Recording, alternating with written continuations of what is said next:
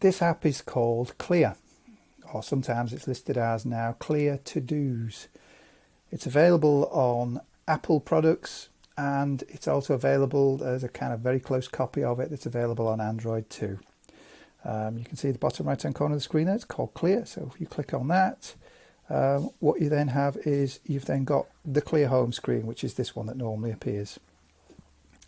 Clear is a way of making lists that you can update, that you can amend. Lists are very important. It's a good way to remember things for people. It's a good way to organise yourself. It's a good way to organise tasks you have to do. It's a good way of reminding yourself of things you have to do, like homework and assignments and so on, as well as anything else that happens in life that you need to make sure you've remembered as well.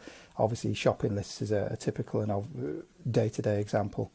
Clear is a way of organising those and making them relevant but updatable and quite interesting and pleasant to look at as well. So this is the home screen, Clear at the top. My lists I'll come to in a moment, because my lists is where your lists are stored. You can personalise it, so you can actually make it look the way you want. It's nice and simple and straightforward. You click on that. You've got themes. The current theme is called heat map, so everything is red at the top, and as you go down it gets orange and then goes to yellow, because those are less important. You can click on simple white or simple black and it will do those, or back to heat map. You can pick other colours as well down the bottom, and you can apply it to all of the ones, the list you do, or just to a particular list you wish to personalise. So that's what the one is at the bottom. All these things change. Now the thing with Clear is it's got an invisible back button. So at the bottom of the screen, if you click in the middle, just where the word slippers is, that's what gets you back to your previous menu. So we've got themes, icons. You can change a lot of the icons on it, and the more you use it, the more you can earn icons. And if you earn icons, then you've got the opportunity to personalize more and more of the parts of it. You can change the fonts. You can make them large or small or very big, and you can change the way the fonts look. And again, the back button, it'll give you quotes to tell you how to use the app, or to sort of help motivate you. You can change the sounds, so as you can hear the sounds when I click on the buttons, so you can set it so that sounds work or they don't work, and again what kinds of sounds. Complications are where the information about the app is stored, or other places on your phone. We'll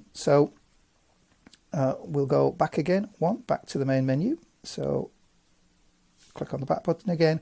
That's personalized. Rewards, the more you use it, the more it gives you little ways of personalizing and changing the way that the app works. Shop, you can actually buy things, so you can buy lots of different kinds of ways that the apps look. So you can click on those. Some of those are free every day. There's one down the bottom there, and there are other ones that you can buy yourself. Since the app's free, that's the way the people who made the apps make some money.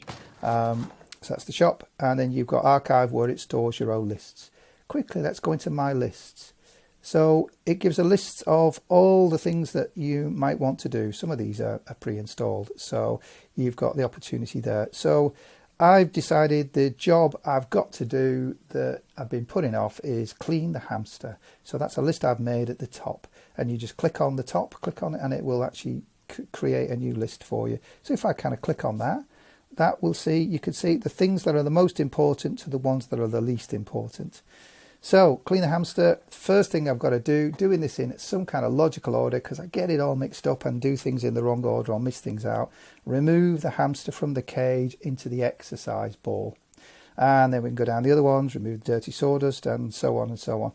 Actually, what I've just realised is whenever I take the hamster and put it into its exercise ball, the little so-and-so breaks out. So what I need to do is make sure that the exercise ball is closed.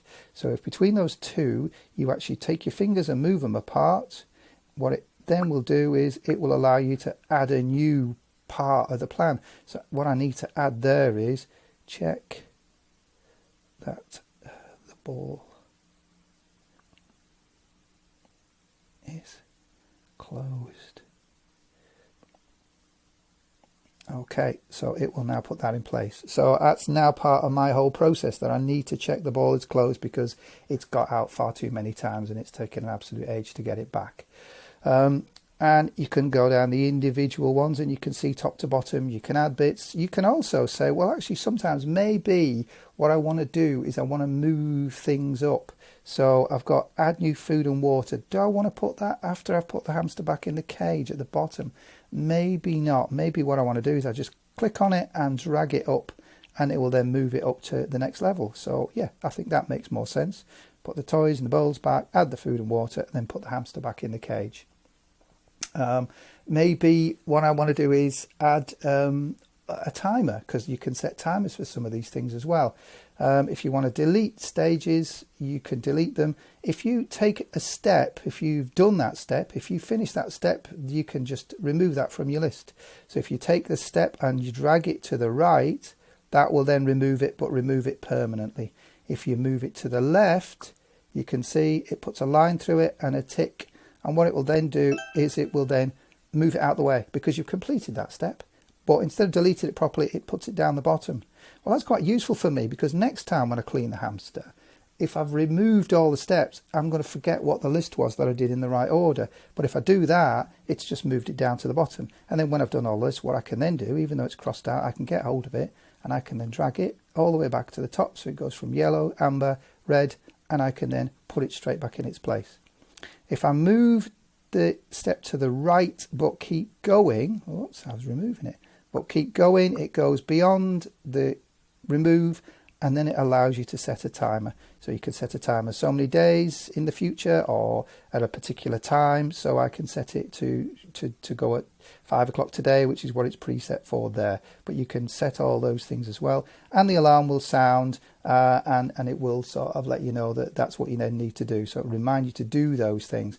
So that's quite useful if you set in the list to do things like homeworks, or you need to go somewhere, or you need to remember to do a particular task. The two settings, as you can see at the top, it says in 18 minutes, so that's when it will be 5 o'clock. But you can also click on it and it will then set it, and you can click on it again and it will tell you the time that that alarm is set for. So you can leave that on, or if you change your mind, drag it back across again and then click on clear, and that will then remove it. So what I then might think is, what I want to do is, having put the hamster back in the cage, the one thing I've missed off is actually about cleaning the exercise ball before I put it away. So if I click on that, just click, and then I've got the button, and then I can add that as a particular separate step. Clean exercise ball and store. And there we are, it's done. So that's now been added as well. So you can amend the things, move things around, delete steps and so on, and set alarms for them as well. So that's the way that one works. And if you wish to go back, you can then just click on the invisible back button at the bottom and it takes you back. Another one, the next one down, is assignment. So what you can do is, if you have steps but you put a colon at the end of the step, what that does is it makes that kind of heading, a subheading. So again, with this assignment, what I need to do is read the assignment, and within that I need to read the materials, read the information, read the questions, and then research is another heading, write the assignments another heading, and so on. And you can, as I say, with all the other steps, they start off with the red, the most urgent ones at the top, right the way down to yellow, which are the ones at the bottom, and you can move them around. So if I think looking on Teams is something I want to do before I start talking to other people, you just get hold of it, drag it up and let it go, and that's moved that one up. If you want to read the questions after you read the materials but before you read the information, drag it and there you go. And if you think, yep, read the materials, I've done that, you can then drag it across too far and it's now gone. And then when you've read questions, that's gone. And if you change your mind, there they are at the bottom, and you can then bring them back. So that is a quick explanation of an app called Clear. It's free. It's available on Apple products, but there is a clone that's a very close copy of it with the same name on Android as well. It's called Clear. Sometimes it's called Clear Todos, and it's free. Thank you for watching and listening.